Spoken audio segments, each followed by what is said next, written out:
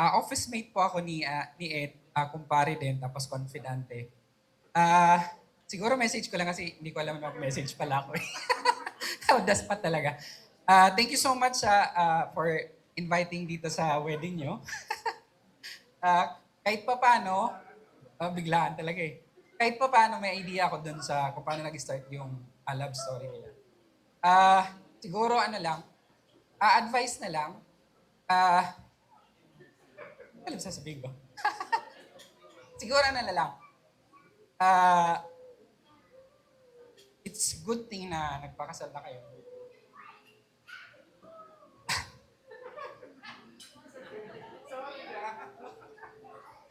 Yun. Congratulations sa inyo dalawa. And happy wedding nila. Palakpakan natin, Sir Louie. 57 seconds. Wow. Last message is from Mom Catherine. Yung iyong message. Para naman sa side ni Sophie. Thank you, Sir Louie.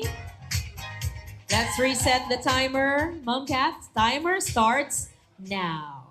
Hi, Sophie and Ed. Basta lagi nyo na lang i-center yung relationship nyo kay God. Sa 20 years namin ni Papa Ten,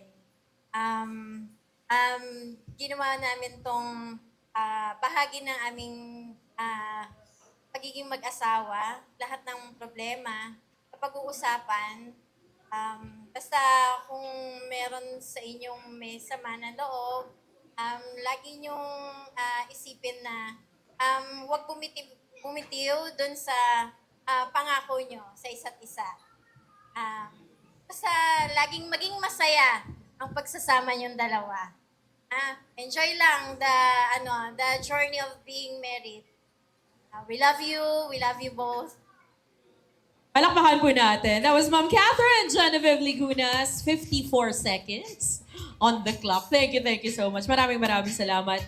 Dear well-wishers, thank you po sa inyong lahat. And now,